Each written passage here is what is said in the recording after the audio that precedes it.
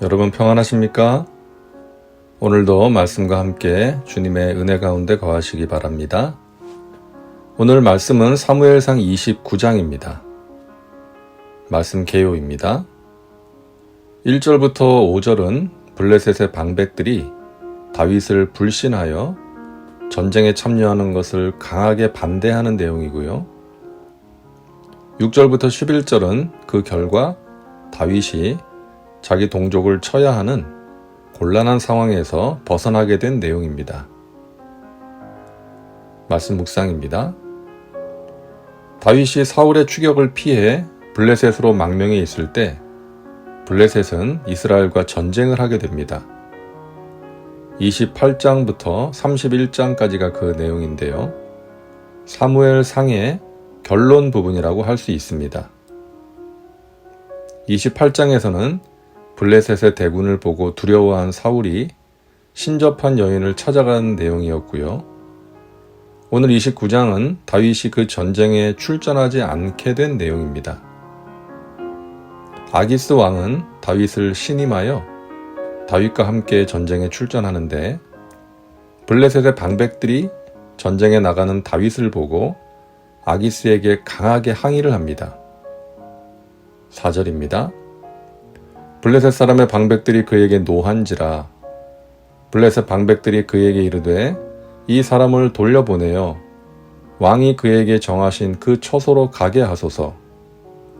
그는 우리와 함께 싸움에 내려가지 못하리니 그가 전장에서 우리의 대적이 될까 하나이다. 그가 무엇으로 그 주와 다시 화합하리이까? 이 사람들의 머리로 하지 아니하겠나이까? 다윗을 믿지 못하겠다는 거죠. 전장에서 우리에게 칼을 겨눌 수도 있는 것 아닙니까? 우리 블레셋 사람들을 죽여서 사울과 화해하고자 할지도 모르는 것 아닙니까? 라고 말하는 거예요. 그들의 말이 일리가 있고 그들의 의심과 불안이 충분히 이해가 되죠.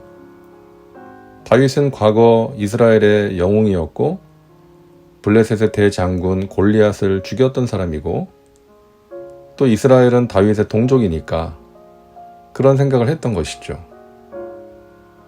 그래서 아기스는 어쩔 수 없이 다윗과 함께 출전하지 못하고 다윗을 그 살던 곳으로 돌려보냅니다. 6절과 7절입니다. 아기스가 다윗을 불러 그에게 이르되 야훼께서 살아계심을 두고 맹세하노니 내가 정직하여 내게 온 날부터 오늘까지 내게 악이 있음을 보지 못하였으니 나와 함께 진중에 출입하는 것이 내 생각에는 좋으나 수령들이 너를 좋아하지 아니하니 그러므로 이제 너는 평안히 돌아가서 블레셋 사람들의 수령들에게 거슬러 보이게 하지 말라 하니라. 자, 그때 다윗이 한 말이 조금 의아할 수도 있는데요. 8절입니다. 다윗이 아기스에게 이르되 내가 무엇을 하였나이까? 내가 당신 앞에 오늘까지 있는 동안에 당신이 종에게서 무엇을 보셨기에 내가 가서 내 주 왕의 원수와 싸우지 못하게 하시나이까 하니. 이것은 다윗의 본심이 아니었을 겁니다.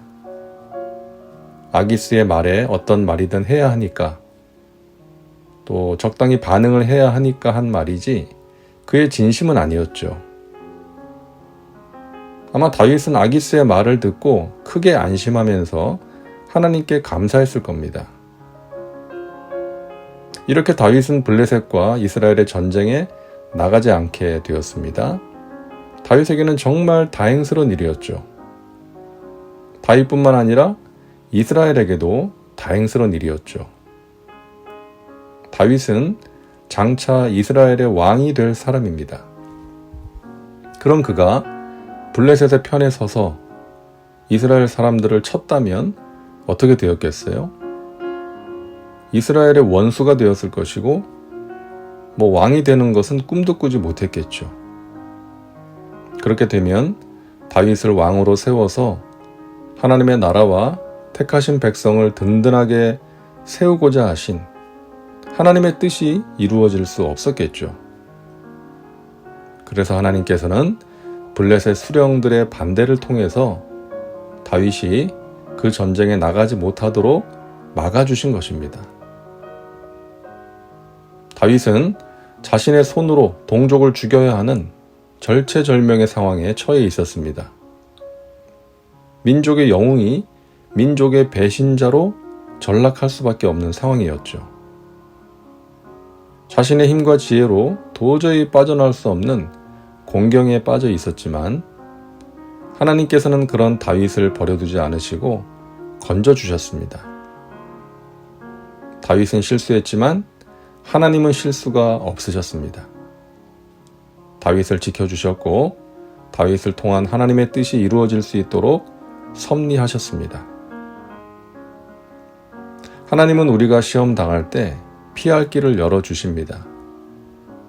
우리의 어떤 잘못된 계획, 인간적인 판단으로 자초한 어려움일지라도 그 가운데서 우리를 건져주시고 피할 길을 열어주십니다. 우리는 내 계획대로가 아니라 하나님의 뜻대로 살아야 합니다. 내 계획이 이루어지길 바라지 말고 하나님의 뜻이 이루어지길 바라야 합니다. 그것이 가장 좋은 것이기 때문이죠. 다윗은 사울을 피해 블레셋으로 망명해서 안전하고 평안하게 살 수 있을 거라고 생각했습니다. 하지만 그 계획은 곧 무너지고 말았죠. 이처럼 하나님의 뜻과 섭리를 배제한 우리 인간적인 계획은 잘못되기가 쉽습니다. 그래서 우리는 계획을 세울 때 하나님과 함께 세워야 합니다. 하나님의 뜻을 구해야 합니다. 하나님께서 인도해 주시길 구해야 합니다. 잠언 16장 9절에 사람이 마음으로 자기의 길을 계획할지라도 그의 걸음을 인도하시는 이는 야훼신이라고 말씀하십니다. 오늘도 말씀과 함께하는 우리 믿음의 식구들, 하나님께서 여러분을 인도하십니다. 환난에서 건져주십니다. 다윗과 함께 하신 하나님께서 저와 여러분의 하나님이십니다.